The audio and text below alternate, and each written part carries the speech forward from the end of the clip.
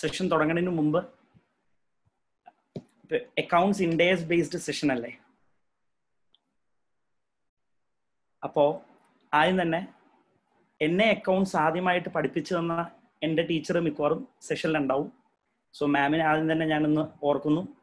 കാരണം first Sudha ma'am 2000 I recall the fond memories where I was introduced to this subject, very good subject, accountancy, way back in 2004.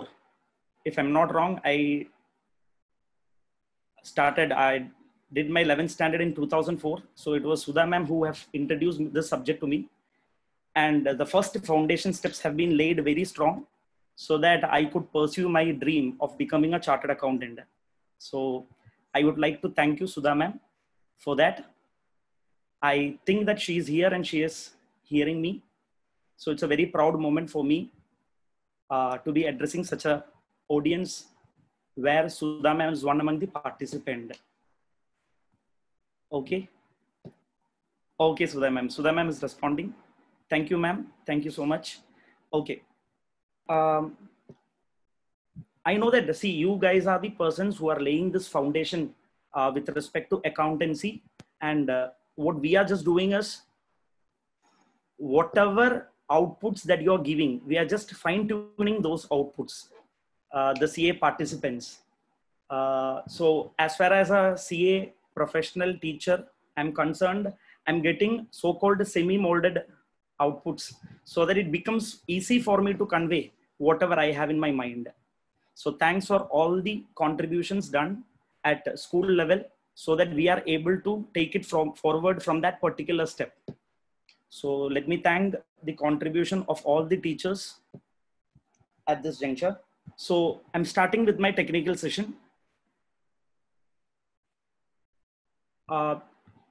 With respect to, I've been informed that you would like to have a kind of comparison between this AS, Ind AS, all those aspects, isn't it? You would like to compare how the accounting treatment is done in AS, Ind AS, IFRS. Isn't that the requirement? A kind of a refreshing course with respect to Ind AS and IFRS. So first of all, let me make this point very clear. See, our country, India, our accounting standard board has not generally created a standard afresh. We have just liberally copied from International Accounting Standards Board, IASB. Is that point clear? Our accounting standards have been liberally copied from IASB earlier also, and now by the name Ind AS. So if you ask what is the difference between IFRS and Ind AS, if anyone wants to know what is the difference between IFRS and Ind AS, I would say there are just 10 small minor differences. I would like to say there will be just 10 small differences between IFRS and Ind AS. Then what is a big, huge cry in the industry with respect to this Ind AS? We need to know accounting standards when it was initially introduced way back in 90s. We copied the literature that was then available. Is this point clear? We copied the literatures what was then available around in 90s. Later on, there were so many developments that happened internationally. IFRS got amended, but our standards never got amended. So in 2011, we thought that we are going to copy it afresh. We are going to amend each and every standard and make it in line with all the IFRS. And we have Ind AS. Is it clear?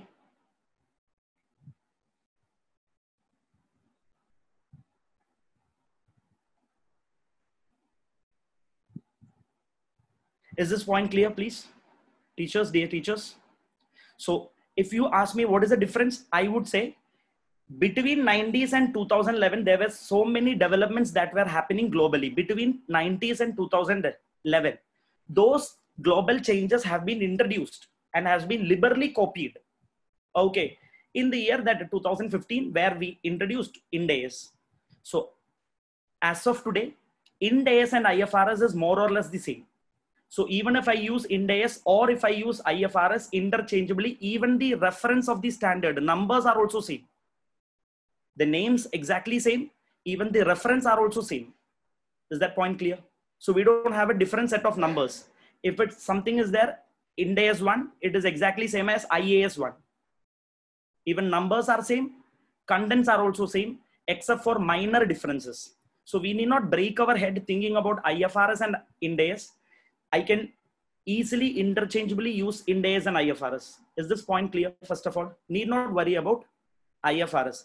So let's do our discussion with respect to accounting standards and the so-called new standards, that is Ind AS. So I'll be taking comparison between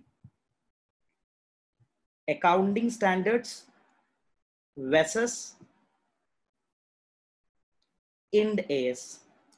Accounting standards versus Ind AS. Can you see the screen properly, whatever I'm writing? Can you see the screen properly? So what I've done is, onto the left side of the screen, I have few questions for practice. Because it's a technical session, I thought I will take few questions for practice so that you will get a fair bit of idea how the numbers have to be done. Fair bit of idea how the number part has to be done. And we generally, Indians are very strong with numbers. Rather than if I generally talk theories, most of the concepts may not sink into your head. It will just go over your head. So I thought I'll take few numbers and discuss few aspects so that whatever we are discussing, you are able to appreciate it properly. Is it okay? Now, in between, if you have any doubt, you can stop me in between. You can raise your queries and we'll try to make it as interactive as possible. Also, I will try to raise certain queries so that you can give your response and I'll keep on writing the information on screen. So this will be predominantly two-way communication. I will raise small queries, small questions, very easy questions, small questions which you should be able to reply. Okay. So first point that I would like to discuss is, in school, generally we say the treatment of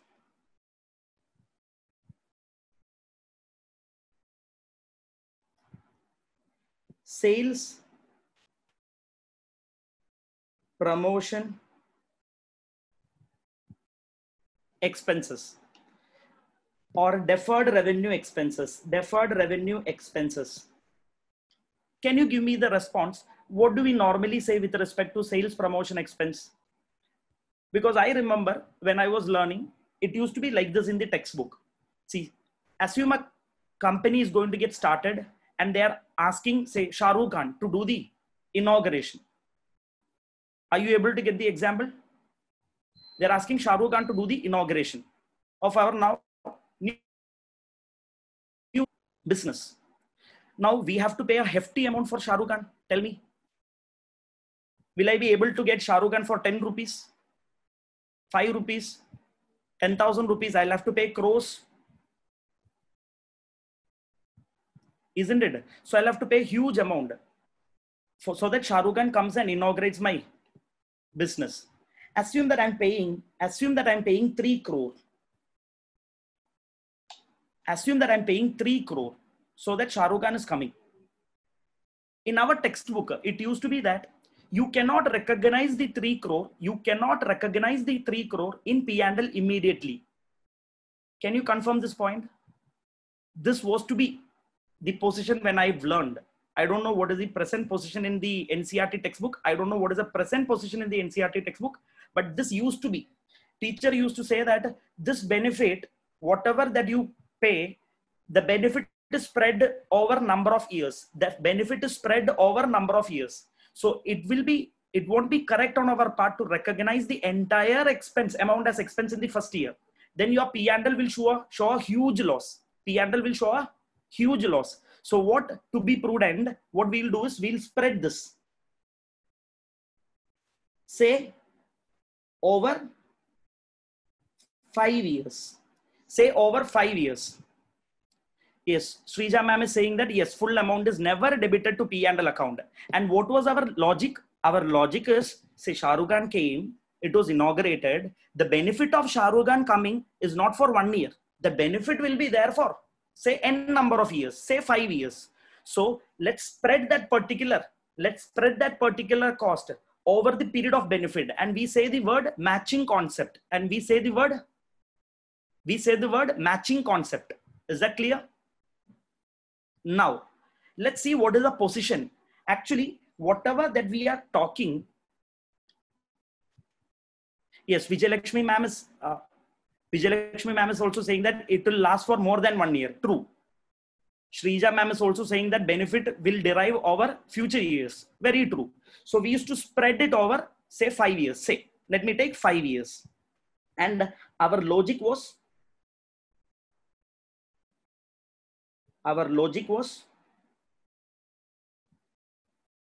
matching concept. Our logic was matching concept. Is that clear? Now, let me first of all say, this particular transaction is governed under Accounting Standard 26. I'm not talking about Ind AS. I'm not talking about IFRS. I'm talking about Accounting Standard 26. And do you know something? This Accounting Standard 26 is there from 2005. Accounting Standard 26 is there from 2005. So it's not an amendment that happened yesterday. And Accounting Standard 26 is very clear. Accounting Standard 26 is very clear. See, there is no concept of deferred revenue expense. There is no concept of deferred revenue expense. So the problem is, whatever that we are teaching students, saying that asking them to spread it over n number of years, the treatment that is there in NCERT is not correct. The treatment, but however, if you want to clear examination 11th standard, we have to write that answer. That is altogether separate. So I'm not talking about from examination viewpoint. I'm just purely talking about the concept viewpoint. Is that point clear? So if you ask me whether this accounting standard is correct, no, this accounting treatment is absolutely wrong. Whatever accounting treatment that we say has to be spread over, say 5 years, is absolutely wrong. I can give you a classic example. Say, for this, you need to understand what is the definition of an asset. As per our accounting standard, any accounting standard, be it AS, old standards, or be it new standards, our accounting standard says that an asset is a resource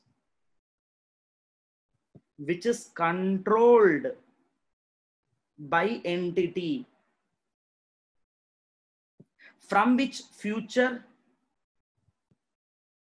economic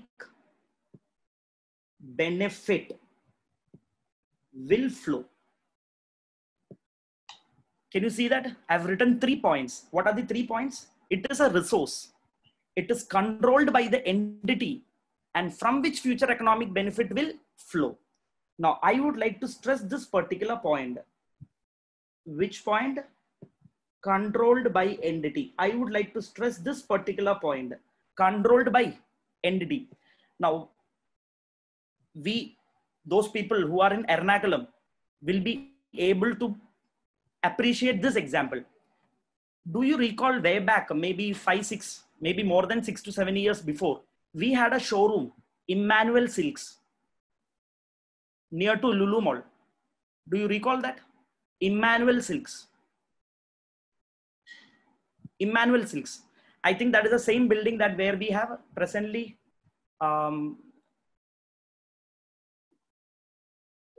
I don't remember the name of the new shop that is there. There is a mall right now. Yes. Opposite to.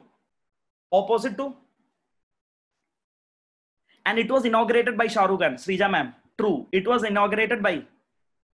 Yes. Mamita ma'am, that is what I'm coming. I'm coming to the treatment intangible asset. Okay. Now tell me, Shah Rukh Khan, if they have collected 3 crores, if there was a benefit, tell me, is that showroom still there? It was inaugurated by Shah Rukh Khan. And you saying that there will be future benefit. You are saying that there will be future benefit. Okay. Is the shop still there? In spite of Shah Rukh Khan, the Shah Rukh Khan coming and inaugurating is it still there? It closed. So you cannot say that because Shah Rukh Khan came, the future benefits will be there for 5 years. Can you say with certainty that tomorrow there will be, for 5 years, there will be benefit? So what is missing? So what is missing? Everyone knows that there will be benefit, and expecting benefit only we are asking Shah Rukh Khan to come. So I understand the fact that there will be future economic benefit, but do you control that benefit? Do you control that benefit? Does Emmanuel Silks control that benefit? Because people will have to come to the showroom. Okay, we cannot control our mind. Then how can we control people's mind, public's mind, so that people will come to our showroom and get all the goods? So the question of controllability is not there. With respect to sales, promotion, expense, you don't control the benefit. You, in best interest, you believe that there will be benefit. Isn't it? You believe that there will be benefit. You believe that there will be benefit. Okay, Nirmala ma'am is giving you a response, but this is the reason we use suspense word, like advertisement suspense. Yes, that is what, Nirmala ma'am, we are coming to that point. If you are using suspense word, my question is, let me bring about another example. That means, let me take, though this format of balance sheet is wrong, the T-shaped balance sheet is wrong from a company viewpoint. If you use, Nirmala ma'am, if you use suspense, do you show the suspense inside asset side, inside heading miscellaneous expenditure? This is the residual heading. Inside this heading, you show this item.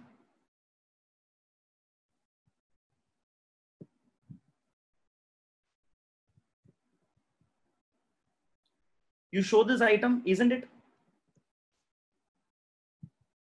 Tell me, Nirmala ma'am. We show suspense and we show it here. Assume.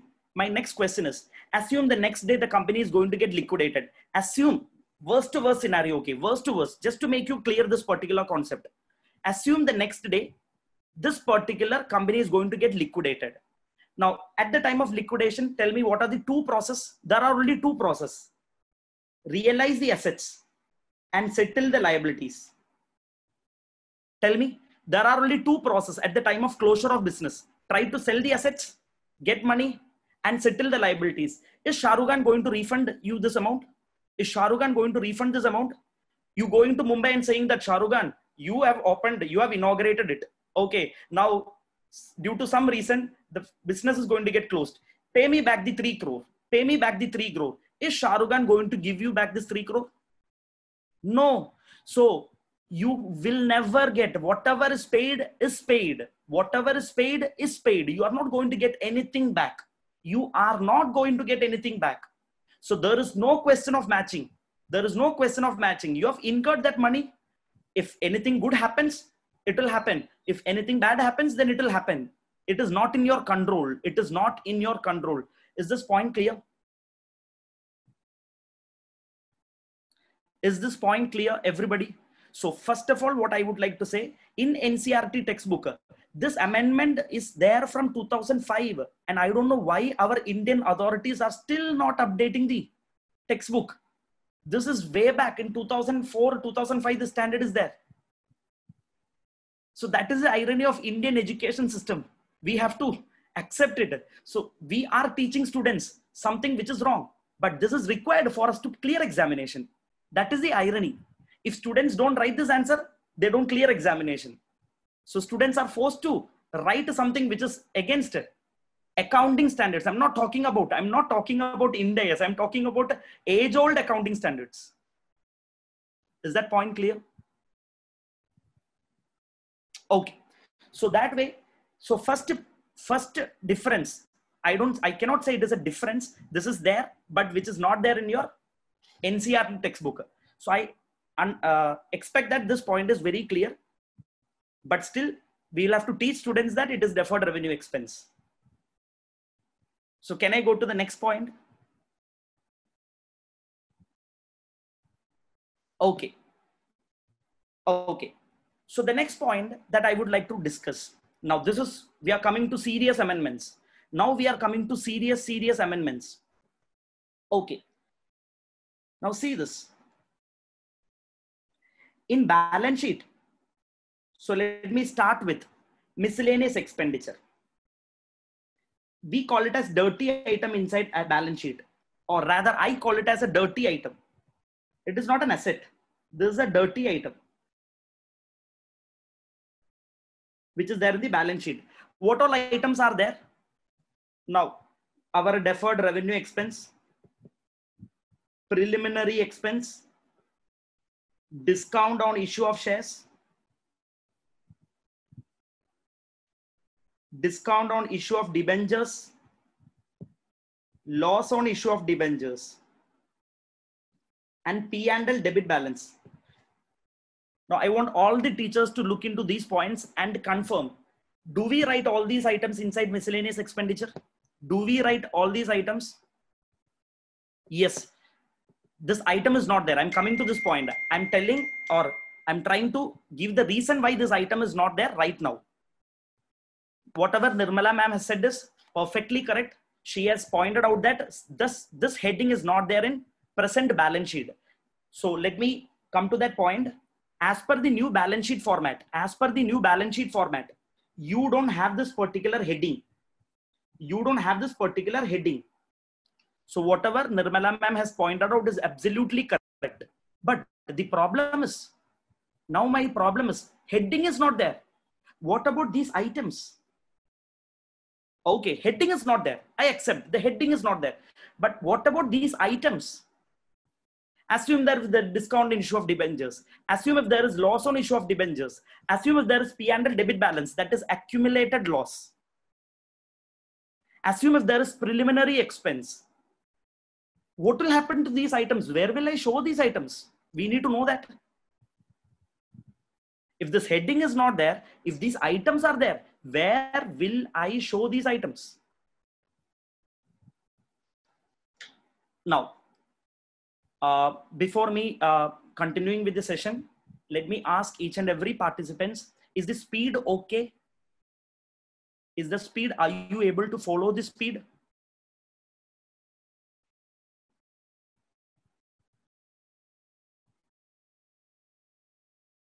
Okay, able to follow, perfect. Thank you. So I'm getting response from Nirmala ma'am, other current asset or other non-current asset. Okay, so I'm coming to these points. Devi Dayal sir, should I increase my speed? I have no problem moving a bit fast. Okay, I have no problem because the purpose of this session is that whatever teachers gets everything correct. Now, so I'm coming to this point. First of all, I have explained this point. What? Sir, there is no concept of deferred revenue expense. So there is no such item in balance sheet. Is this okay? If there is no concept of deferred revenue expense, there is no concept of preliminary expense also. Even these two items will be recognized in P&L as and when incurred. These two items will be recognized in P&L as and when incurred. So these two items will not be there in, So I need not think about, break my head with respect to these items. Remaining item. Now, coming to the EC part. P&L debit balance as per the Companies Act. As per the latest Companies Act, Schedule 3, they say that P&L can be shown as a negative item inside liability side. Can you get this point? P&L debit balance, there is no problem showing a negative item. Let the dirtiness be there on the face of the balance sheet. Let the dirtiness, need not hide it from the shareholders. Let the dirtiness be there on the face of the balance sheet. Let everyone know that there is a dirty information. What is the dirty information? That the company is not performing good. This dirtiness should be there on the face of the balance sheet. Let everyone know this, that the company is not performing in the best possible manner. Is that okay? So that means I can eliminate this item. So I've left with only three more items. Now, as per Companies Act, shares cannot be issued at a discount. As per the latest Companies Act, shares cannot be issued at a discount. If shares cannot be issued at a discount, then where is a question of showing it in balance sheet? Or where is a question of showing it in trial balance? So we are left with only two items. What are the two items? We are left with only two more items. What are the two more items? Discount on debentures and loss on issue of debentures. Discount on issue of debentures and loss on issue of debentures. Okay, now this is the interesting part. Now this is going to make you go crazy when I discuss this particular adjustment and I say I'm not going to go fast with respect to these two adjustments, because if I go fast, you will never understand how these items will be accounted. So please pardon me. With respect to these two items, I would like to go a bit slow so that you are comfortable with these 2 points. No, it is not in the first year. It is not in the first year. Answer of first year is absolutely wrong. So I'm going to take an example and I'll make you understand how it has to be done. Now see this. Can you read question number 1? Can you see question number 1? And I repeat, you are going to absolutely like this particular accounting treatment and you're going to say it is logical also. I will reconcile with your 12th standard journal entries or your P&L account. I'll try to reconcile with 12th standard as well as CA final. Okay. This is the ultimate accountancy amendment. See this. What is the question? The question says that there is a company A Limited.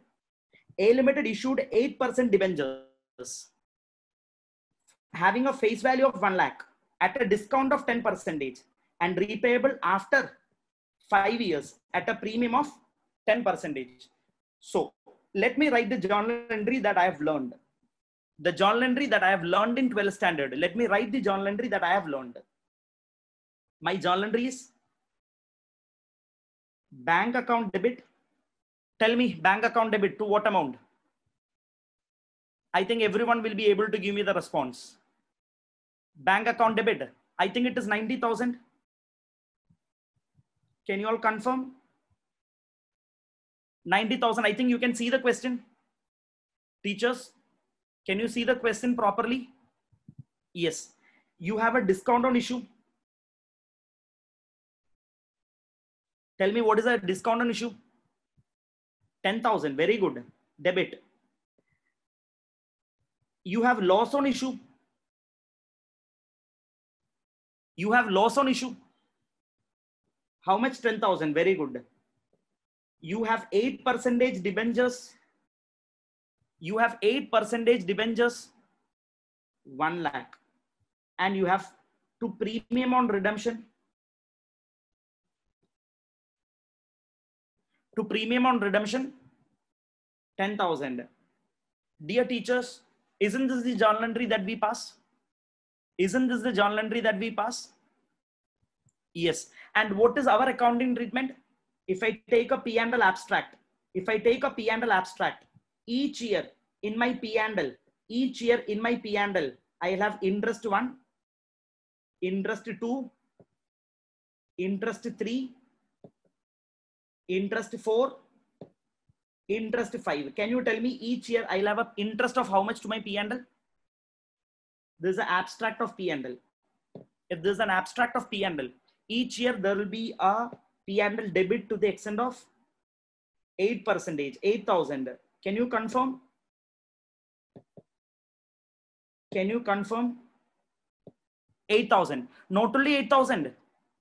Not only 8,000. So 8,000 will go to, and there are 2 more items that needs to be written off. These 2 items needs to be written off to P&L over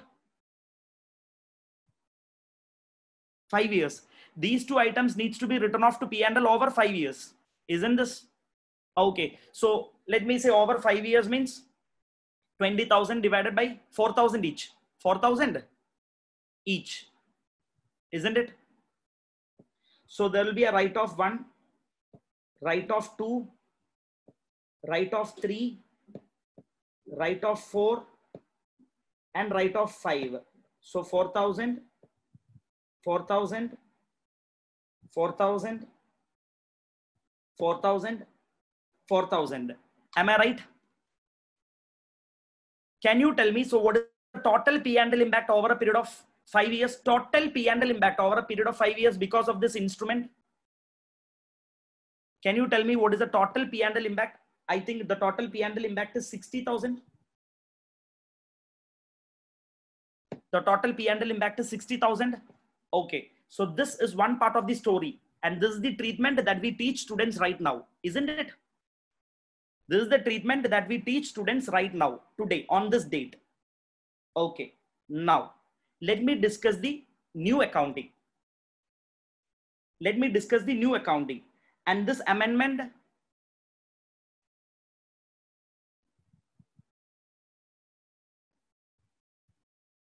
so I'm discussing the new accounting, the latest accounting. See this. My question is, debenture issue is a financing exercise. Debenture issue is a financing exercise. Why do companies issue debentures?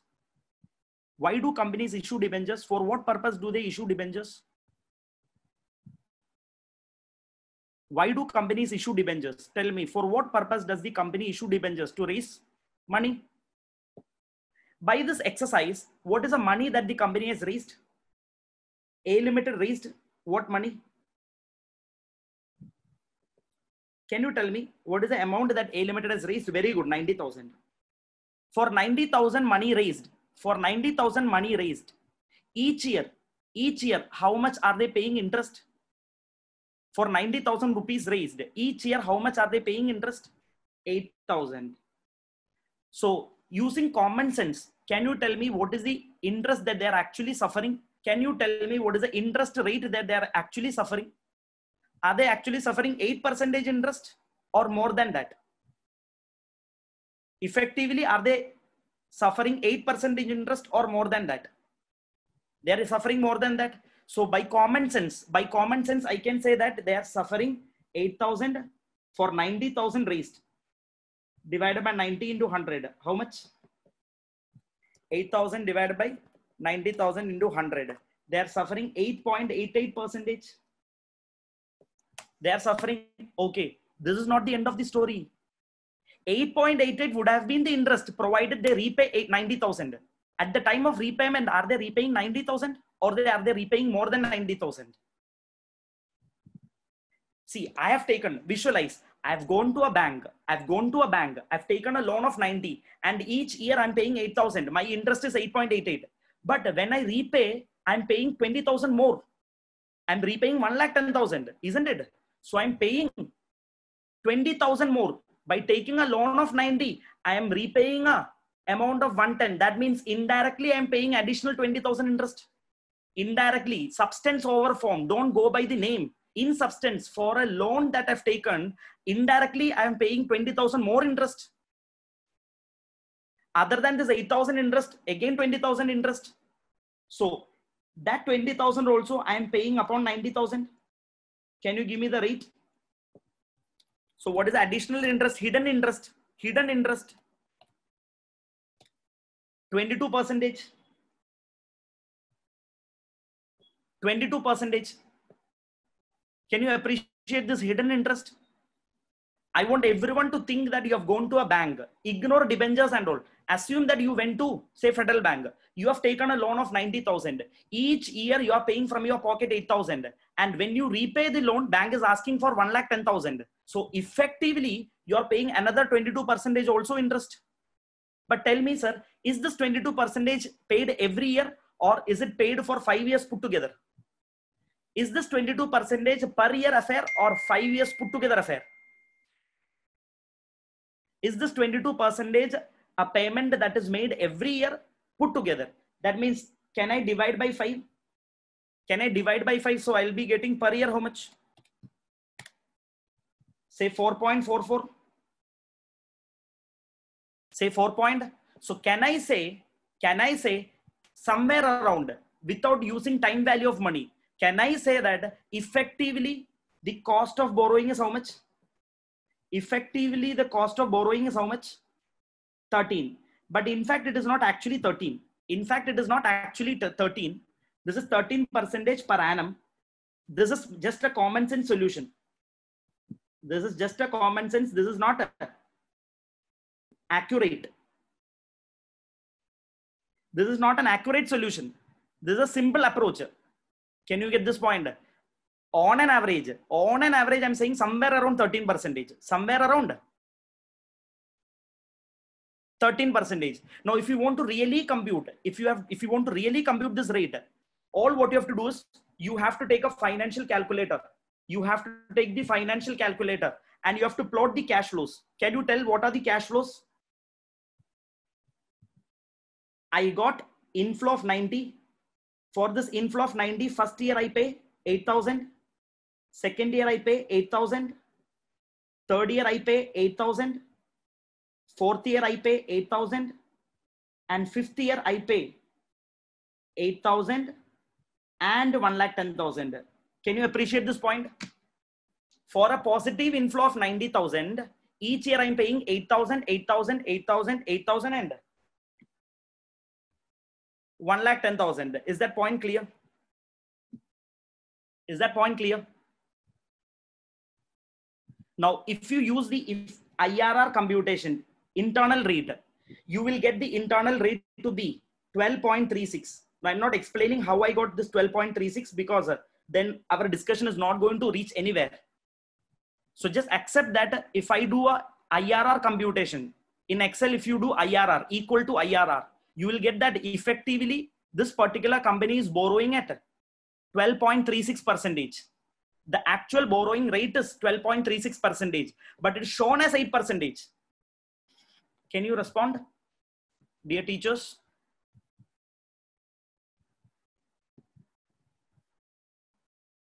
Is my voice audible? Is there any problem with the voice?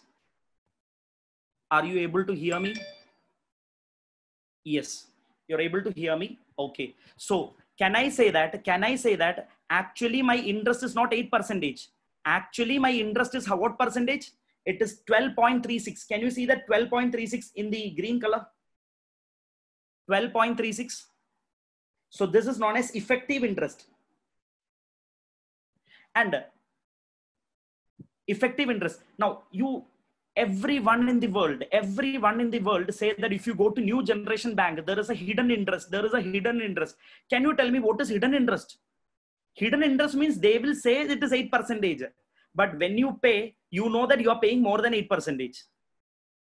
Isn't it? Hidden interest means they will never say and they will take money from your account. No, they will say and they will take it. But in the agreement, it will be written 8%. But if you see, to the extent of whatever money that I'm paying more than 8%. So isn't this hidden interest included? If that being the case, now I'm coming to the journal entry. In this entire scenario, my journal entry is like this. I got how much? Bank, 90,000 to debenture liability. This is my journal entry. Hello. This is the journal entry for debentures issued at discount and repaid at par. It is not face value. You don't have the concept of face value, substance over form. You have taken a loan of 90,000. That is the substance. You have taken a loan of 90,000. Are you able to get this point? If you write this journal entry, now if you are going to write this journal entry, tell me, will you have these two items in your TB? Will you have these two items in your TB? Will you have these two items in your TB? Will you have discount on debentures and loss on debentures in your TB? If you don't have these items in your TB, why should you have this heading? Are you able to get the logic? Why the heading has been removed? It is not that the heading is simply removed. Sir, these items are not there in financial statements. Then why should I simply keep this heading in financial statements? So I've explained each and every item. One more time. Deferred revenue expense, no concept. Preliminary expense, no concept. Shares cannot be issued at a discount. P&L debit balance will be shown as a dirty item in the liability side, negative figure. And loss on issue and discount on issue, such item will not be there. Now your mind will ponder as to what will be the accounting treatment. See, accounting treatment is very simple. Now you see this. You see my accounting treatment. I want everyone to look on screen. That green color table. Everyone please do look on screen, the green color table. Tell me, sir, what is my opening liability? What is my debenture liability opening? 90,000. So this liability will be there in balance sheet. And what is my effective interest? What was my effective interest? 12%, isn't it? What is my effective interest? 12. Now you tell me, first year, then what should be the interest to P&L? Can you tell me what is the interest? Ignore that 8,000 rupees. 8,000 is not interest. 8,000 is a cash flow. 8,000 is a cash flow that you have paid from your pocket. Tell me what is the interest? It is 90,000 into 12.316. You will get 11,000.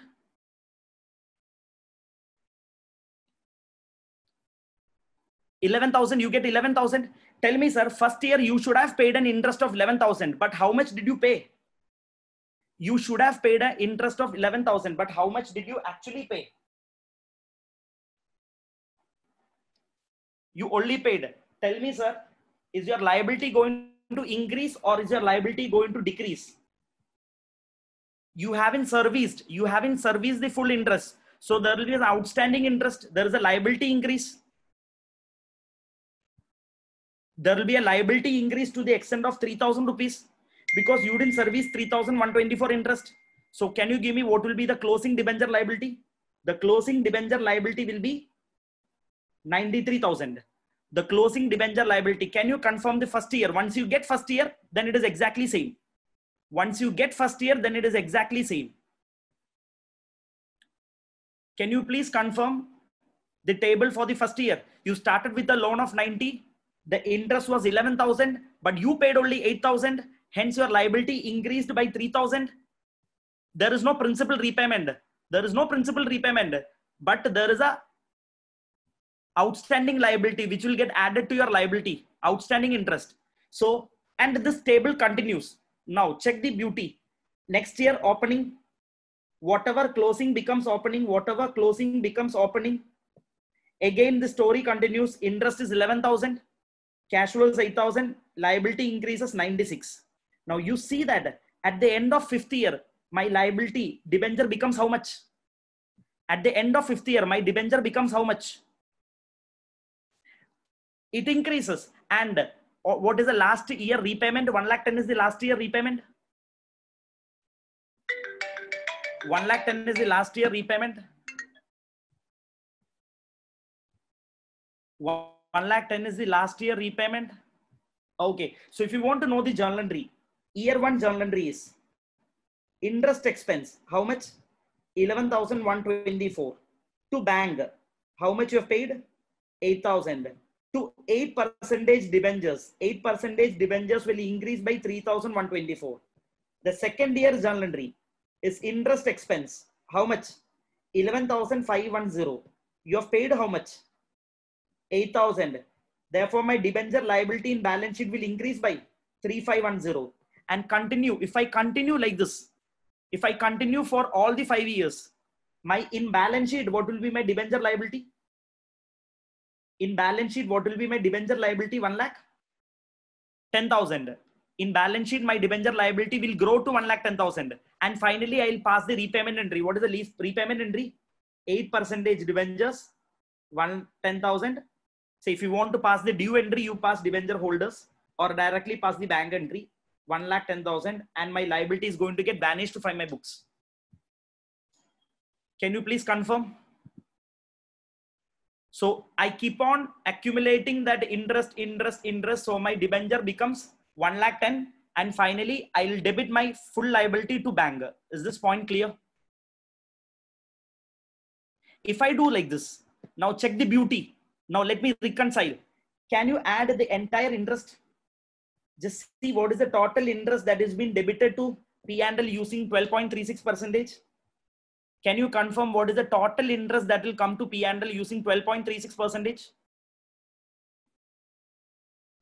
Can you tell me what is the total interest that will be debited to P&L over a period of 5 years? 60,000.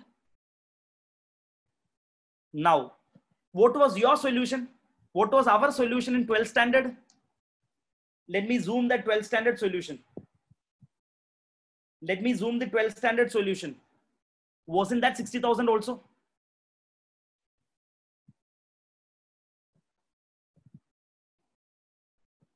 So I'll write the summary.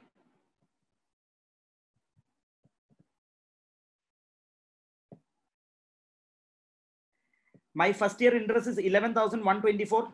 Second year interest is 11,510. third year interest is 11,943, fourth year interest is 12,431, and last year interest 12,990. So in total, my P&L impact is 60,000. Hence, our accounting treatment that we do as per the NCERT textbook, maybe up to 2018, I don't know, or 19, whatever. The total impact is same, but the way they do is different. The approach is different. Can you get this point? So debentures accounting, whatever you say, over 5 years, there is a 60,000 impact. Here, instead of showing it as a write-off, both interest, coupon rate, and discount is factored into. The interest and the discount is factored into 12.36%. Can you get this point? The 8% interest and the discount, premium, everything is factored into 12.36. And there is no concept of writing off. It is basically I'm writing off my discount, but using a different approach. Basically, I'm writing off my discount using a different approach. Is that point clear?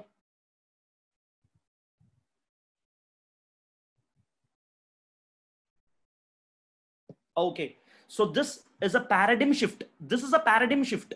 And this is what is there in Ind AS. Ind AS, this is what is there in Ind AS. We are looking into the substance of the transaction. We are telling shareholders the coupon rate is not 8. The interest rate is not 8. Though they have said it is 8.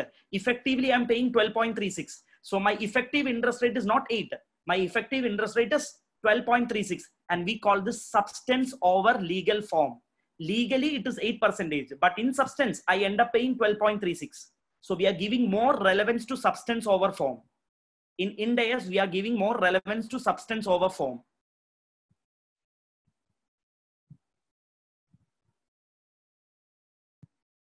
If I have the confirmation, I'll move to the next part. Now it is almost done. If you can really understand this, like this, there are lots of adjustments which can be easily communicated. Okay. Now, the next example. We'll look into this example and you will understand this better. See this. Assume that in your school, there is a one-time personal advance feature at 0 interest. Assume that your school gives you one-time loan, say 50,000 or 1 lakh at 0 interest, which will be collected from your salary over a period of 5 years. Assume. What is the journal entry in the books of school as per present accounting? Assume that Bhavans or Chinmaya, whatever school, okay, is giving the teachers say 1 lakh rupees loan at 0 interest, which will be repaid by the teacher over a period of 5 years. No interest, only principal repayment. 20,000, 20,000, 20,000 will be repaid. So can you tell me what is the journal entry? I think the journal entry that will be passing is, there is a loan asset account debit. The school has given 1 lakh loan to a teacher to bank. How much? 1 lakh. Isn't it? Isn't this the journal entry? Loan is an asset for the school. They've given a loan. Okay. And can you tell me each year P&L, is there any interest income? Each year P&L, is there any interest income for the school? There is no interest income. There is no interest income. Isn't it? There is no interest income. And each year teacher will be repaying how much? 20,000. So at the time of repayment, what is the journal entry that the school is going to pass? Bank account debit to loan, 20,000. Second year also bank account debit to loan. How much? 20,000. And finally, at the end of 5 years, the loan account is going to be 0. Isn't this the accounting treatment that we follow? Isn't this the accounting treatment that we follow? Okay. Now see the beauty. We are coming to Ind AS, substance of the transaction. Now check, what is this question? I want everyone to look on screen. This question. The question is, A Limited gives staff loan to its employee at 0 interest. At 0 interest. 1 lakh. The amount is repayable over 5 years. In market, similar loan carries 10%. In market, similar loan carries 10%. Normally in market, everyone is charging 10%, but school has given subsidized loan to the teacher. Now, what is the treatment is? See, They say that what is an asset? An asset is nothing but present value of future cash flows. Present value of future cash flows discounted at market rate. Because the school is going to get each year 20,000. School is going to get each year 20,000. So what is the asset for the school? It is present value of these 20,000. Present value, because you are doing accounting when you are standing here. You are standing at time 0. You are standing at time 0. And school is passing the journal entry here. Isn't it? So you have to compute the present value. You have to compute the present value of all the cash flows that the school will be getting. Can you get this point? Now, if I do the present value computation, which I've kept on screen, now you can see that I'm computing the present value. I'm computing the present value. Each year school is getting 20,000, 20,000, 20,000, 20,000, 20,000 at market rate of 10%. At market rate of 10%, the present value factor is equal to present value factor 0.909, 0.826. If I do this, my present value is only how much? What is the present value of cash flows? In today's terms, whatever 2020 over 5 years, what is it worth today? It is just 75,800. Can you confirm? It is just 75,800. In present value terms, school is getting only 75,800 in today's purchasing power terms. In today's purchasing power terms. In today's purchasing power terms, school is getting only 75,800. Can you confirm? If that being the case, the journal entry that school is going to pass is this simple. This is going to be the journal entry. Loan asset. Loan asset. What is the loan asset? 75,800. But bank has gone out how much? 1 lakh money has gone out. The difference is nothing but employee benefit. The difference is nothing but employee benefit. It sounds logical. It is a benefit that they've given to the employee. It's nothing but a perquisite. It is nothing but a perquisite that the company has given to the employee. It is known as employee benefit. So what is the benefit that the employee got from the company? Subsidized loan. So what is the subsidy that they've got? Had they gone to a bank, they would have paid interest. So the subsidy in present value terms is equal to 24,200. Subsidy in present value terms is equal to 24,200. Can you please confirm, teachers? It is not 1 lakh account debit to 1 lakh. Gone are those days, because you are missing the employee benefit. You have given the employees a benefit. You have to account the employee benefit. It's because you are working in that company, they have given a subsidized loan. So that is nothing but a cost to the company. If this company had given a loan to some other person, they would have charged interest. So they are giving subsidy because you are their employee. If that being the case, now it is all same.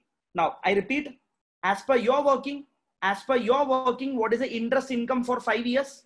As per our school accounting, the total income is nil. The total income is nil. Now see this. Can you tell me what is the opening asset? The opening asset is equal to 75,800. The opening asset is equal to 75,800. Can you see that? Opening asset is equal to 75,800 at market interest rate of 10%. What is the notional interest income? What is the notional interest income? What is the notional interest income first year? 7580. Second year, what is the notional interest income? 6338. Third year, what is the notional interest income? 4971. Fourth year, what is the notional income? 3498. And last year, what is the notional income? 1841. So in total, can you tell me what is the notional interest income? Notional interest income is equal to 24,200. Can you see this? Each year, if I look into the table, just like the debenture, I'm computing interest income. In the previous example, I was computing interest expense. In the previous example, I was computing interest expense. In this example, I'm computing interest income because it is a loan asset. Earlier, it was a debenture liability. Now see, this is the income. I have a notional employee benefit. Can you tell me what is the notional employee benefit? What is the notional employee benefit in my P&L? It is 24,200. So can you tell me what is the net impact to P&L? What is the net impact to P&L? What is the net impact to P&L over 5 years? Nil. The net impact to P&L over 5 years is equal to nil. The net impact to P&L over 5 years is equal to nil. And this is the same nil answer which you got as per your school accounting. As per our school accounting, this is the impact. Can you please confirm? Here also it is P&L impact nil. As per new accounting also P&L impact nil. But the way you write is separate. You will be showing a notional interest as well as a notional expense. And this is more logical.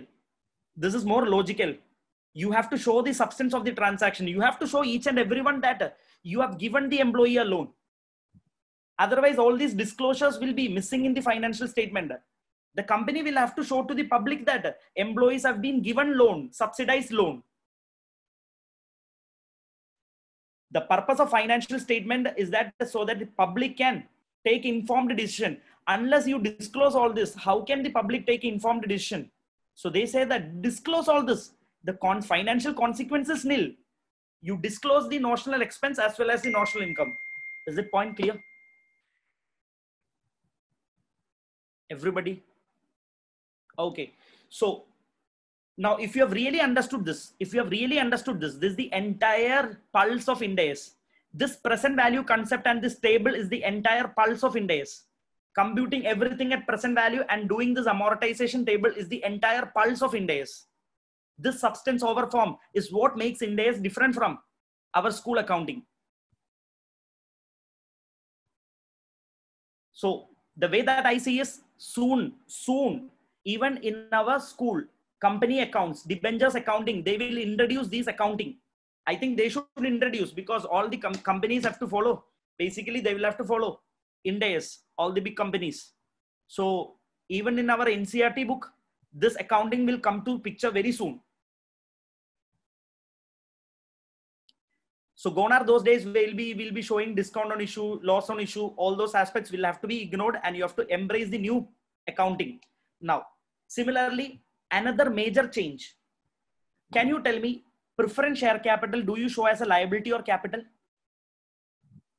Can you tell me preference share capital, do you show as a liability or capital?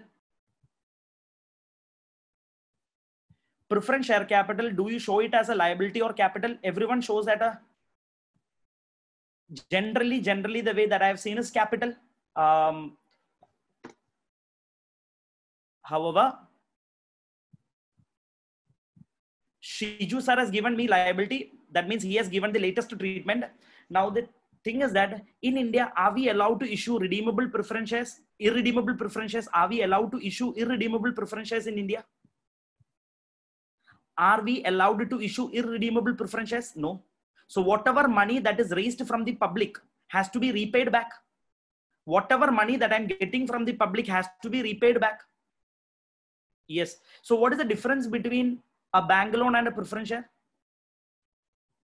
See, if they have given me a loan, I'm repaying back the loan. So where I'm taking a loan from the public and if I'm giving that money repay back, isn't that a liability? How can I call it as capital? What is capital? Capital is something where there is no repayment obligation. Capital is something, tell me sir, do I repay back equity share capital? Do I repay back equity share capital? No. Only in the case of winding up. Only in the case of winding up. And that too only if there are adequate cash after settling all liabilities. It is a residual money that they will get, isn't it?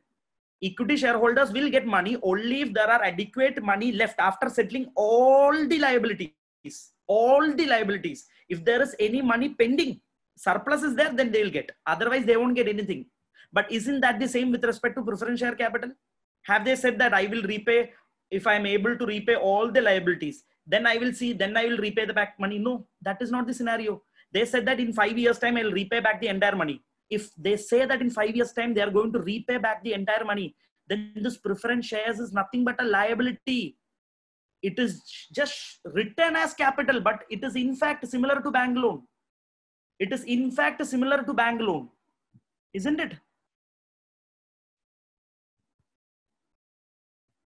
So preference share capital, you have to look into the substance of the transaction. You cannot simply call it as capital, but assume that yours is an irredeemable preference share. Assume that preference share is irredeemable. I'm coming. Bashir sir, I'm coming to those points.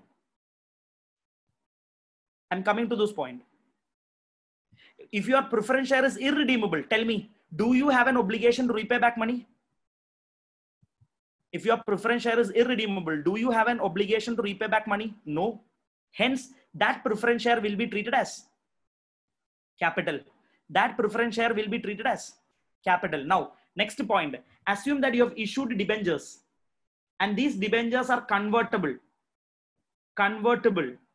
into equity shares. And if it is convertible into equity shares, assume that you have issued debentures which are convertible. Tell me, isn't this tomorrow's equity shareholders? Isn't this debenture tomorrow's equity shareholders? Assume that I've got money from person and saying that I will never pay you back money, but I'll make you tomorrow's equity shareholder. Therefore, isn't this a share application money pending allotment? To some extent, isn't this a share application money pending allotment? To some extent, isn't this a share application money which is pending allotment? You have already got money from these people, but you haven't given equity share. You'll be giving equity share only after 5 years. Isn't this? Therefore, what the Ind AS says that debentures convertible is a compound financial instrument. That means it is a liability as well as an equity. Why? Because a liability, each year you have to pay interest. Interest is an obligation to be paid. Interest 2 is an obligation to be paid. Interest 3 is an obligation to be paid. So you have an obligation to pay interest, isn't it? Each year you have to pay interest. Interest has to be paid. So to the extent of interest, is there a cash flow obligation? To the extent of present value of interest, there is a cash flow obligation. But to the extent of face value, equity shares will be given. Equity shares. So this is a liability component and this is a equity component. Isn't it? So to the extent of interest, you have to pay interest irrespective of profit. So you have an obligation to pay interest, annual interest. But with respect to principal amount, you don't have an obligation. It is nothing but tomorrow's equity share. So what they say is that assume if I have issued at 1 lakh rupees, it is bank account debit to debenture liability. Say I'm writing some amount. Say I'm writing 60,000 present value, and I'll have debenture equity. Say 40,000. So this is known as split accounting. Again, you are looking into which principle, substance of the transaction rather than legal form. Don't say that it is debentures. Sir, this is in fact tomorrow's equity shareholders. These are in fact tomorrow's equity shareholders. But I have an obligation to repay 5 interest. That has to be paid in cash. So to the extent of present value of all the cash, present value we have just seen in the loan account, we have seen the present value. We have taken the present values and you will be able to get liability to the extent of present value, and balancing figure will be equity component. Can you confirm?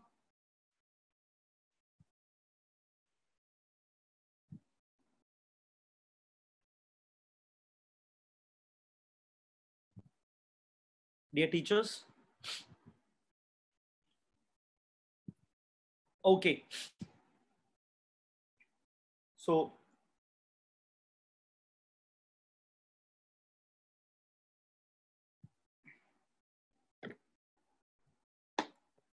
So if I could wind up, we have seen the accounting for debentures.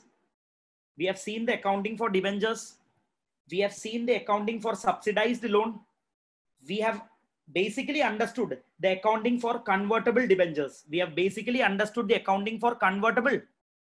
debentures. in this question, I'm not taking the entire question. It is a 1 lakh rupees debentures, present value of interest. All my interest present value comes to only 30,000. Hence my journal entry is bank account debit 1 lakh. To debenture liability is only 30,320. Remaining is nothing but debenture equity. That means share application money pending allotment. 69,680. And the moment you write this liability, you have an amortization table for liability. You have an amortization table for liability. This liability will be amortizing and finally it will be zero at the end of 5 years.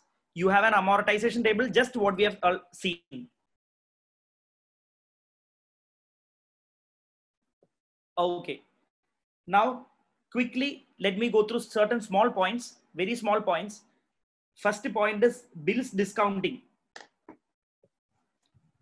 Can I move a bit fast?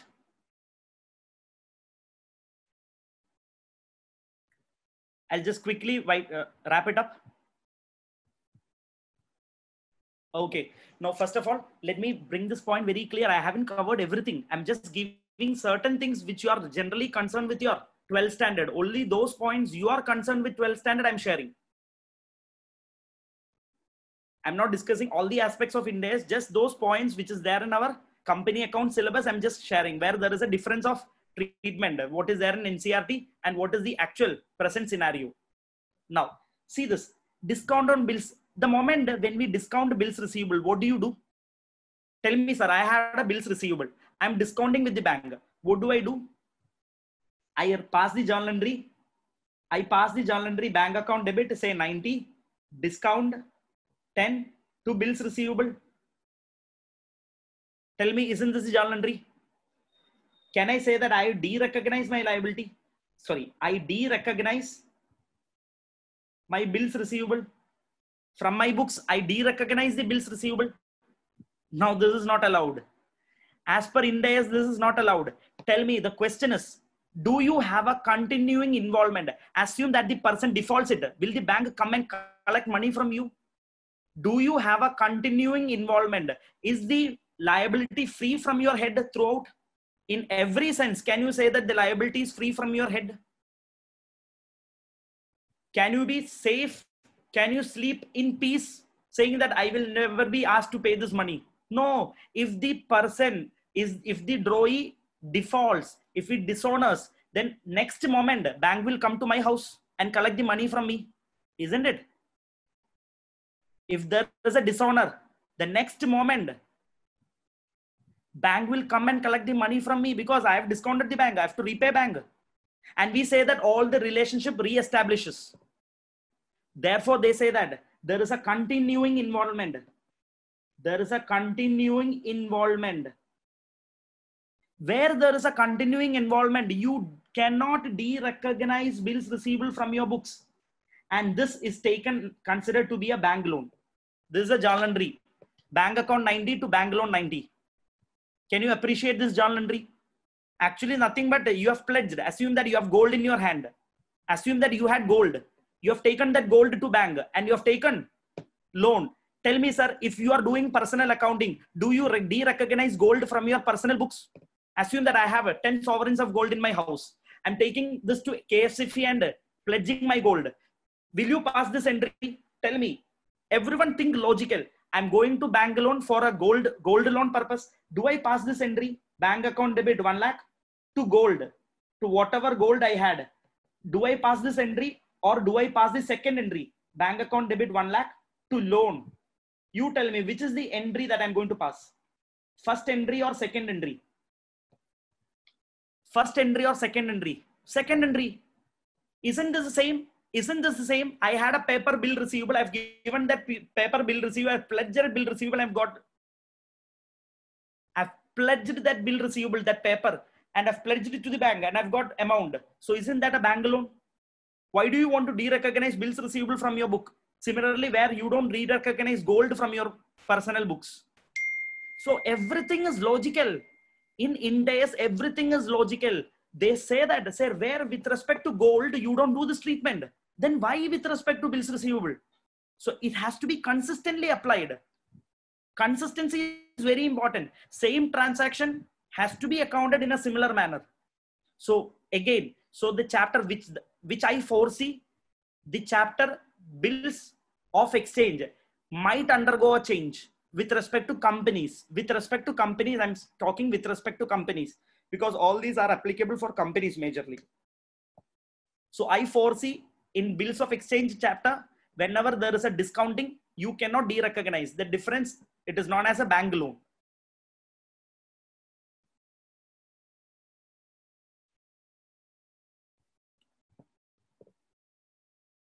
Deferred revenue, all those items, and these are advanced areas.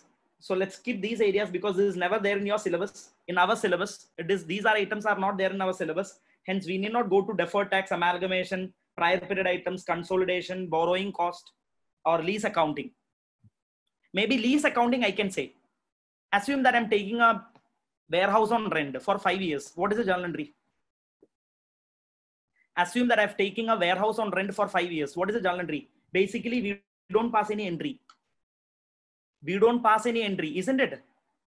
At the end of first year, when I pay rent, I pass the entry. What? Rent account debit to bank. Second year, when I pay rent, I pass the entry. Rent account debit to bank. Third year, when I pay rent, I pass the entry. Rent account debit to bank. Can you confirm? I'm taking a warehouse on rent for 5 years. But Ind AS is not the treatment. You're taking a warehouse on rent. That means you have a right to use asset. You have a right to use asset, and you have a right to use asset. You have a right to use the asset. The control is there. What is an asset? Asset is a resource which are within your control, from which future benefits will follow. So there is no legal ownership required for an asset. There is no legal ownership required. You have all the, you can do whatever you want in that particular. You can keep whenever you want to come, you can keep your stock. Therefore, there is a right to use asset, and the present value of rent is treated as a liability. Just like the staff loan, we have taken present value, isn't it? We have taken the present value as the opening asset. We have taken the present value of opening asset. Here, I have a present value of cash flows to be an opening liability. Can you confirm? Each year I have to pay 10,000, 10,000, 10,000, 10,000, 10,000. So I have an obligation to pay 10,000 first year, 10,000 second year, 10,000 third year, 10,000 fourth year, and 10,000 fifth year. So I have a liability to the extent of present value of 10,000, 5 10,000s. Can you confirm? So with respect to all the rental transaction, unless it is a 1 year rent, unless it is a 1 year tenure, they say need not do like this. If it is more than 1 year, this should be the journal entry. ROU asset to lease liability. That means assume that if I'm taking a house for a 3-year rental, assume that I'm taking a house for 3-year rental. If I'm passing my personal books, the journal entry is right to use to lease liability. But if I'm taking for 11 months, then your normal accounting continues. If you're taking it for 11 months or 12 months, your normal accounting continues.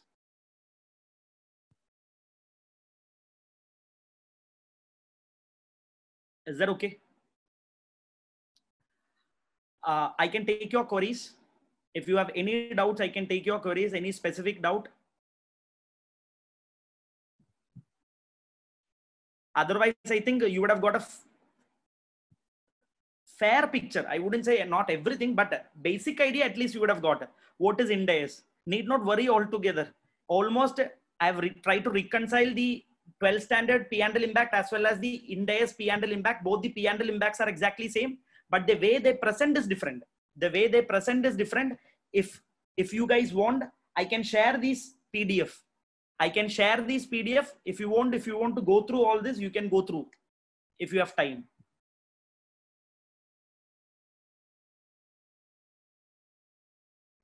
Bashir, only in the, Bashir sir, AS32 has not been notified. AS32 was supposed to get implemented from 2011, but it never happened.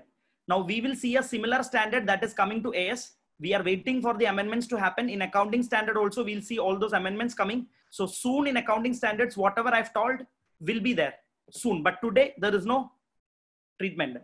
Only in Ind AS we have all these treatment. So I will share this PDF.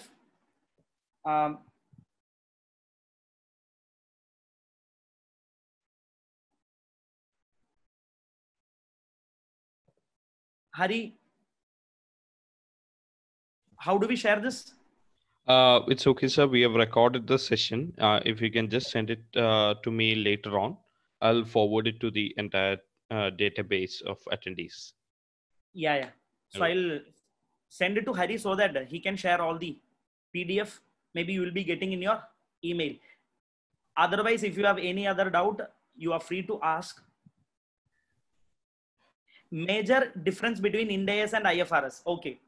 See, whatever we have discussed is there in IFRS also, Bashir sir. One major difference that I can say is in amalgamation, if amalgamation in nature of purchase, in AS, we take it to goodwill or capital reserve. I don't know whether you will be able to recall because, sir, are you comfortable with the treatment of goodwill or capital reserve in amalgamation? Usha ma'am, thank you ma'am. Okay, so in IFRS, they take goodwill or P&L. Instead of capital reserve, they take it to P&L.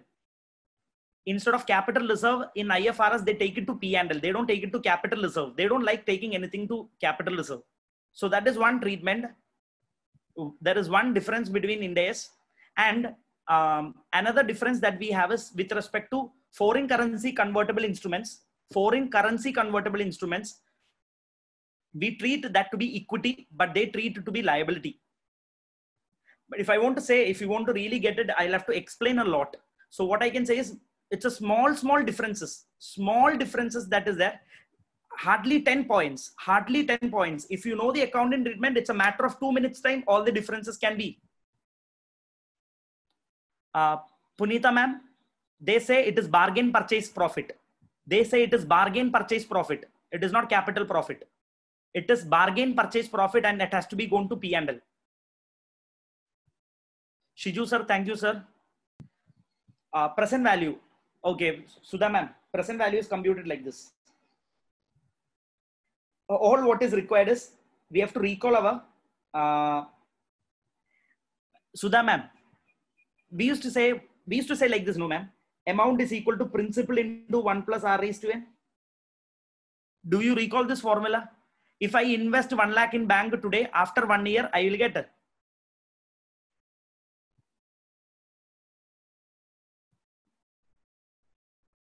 If anyone wants to know how that present value is computed, all Ind AS is now converged. Yes, no exception. Even the latest standard 116. Now we have, even last year there was an amendment, lease accounting. Whatever I've said, it is a just amendment that happened 7 to 8 months back. All the latest standards everything has been converged. As if now we are at par with IFRS with 10 differences. Okay, I think you have come across this mathematical formula. Amount is equal to principal into 1 plus R raised to n. Now this is known as compounding. So discounting is nothing but rearrange it. The principal is equal to amount divided by 1 plus R raised to n. Can I rearrange this? Alif sir.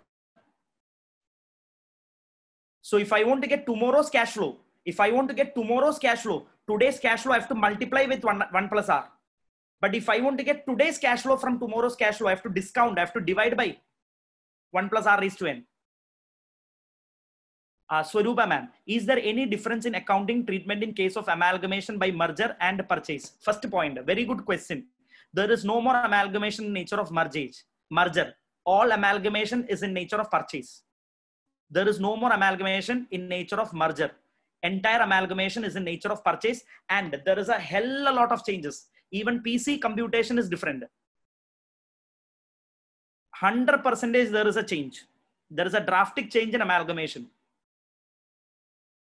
It has become even more complex. Even PC computation, from PC computation, there will be change. There are lot more new transactions which we haven't come across earlier is part and parcel of Ind AS 103 business combination. So one apparent change is you don't have amalgamation nature of merger.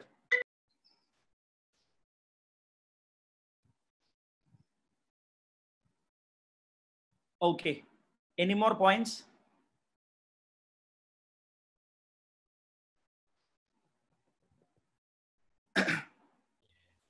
Okay, sir. I think we can wind up. Okay. So Ajit Rohit, sir. thank you all teachers for giving me this opportunity. Okay, sir. We would like to thank you for this session from Commerce Association of Kerala, Kerala Commerce Forum, and Logic. And thanks a lot, teachers, for attending our sessions. And thank you. Have a wonderful day ahead. Thanks a lot. Logic School of Management.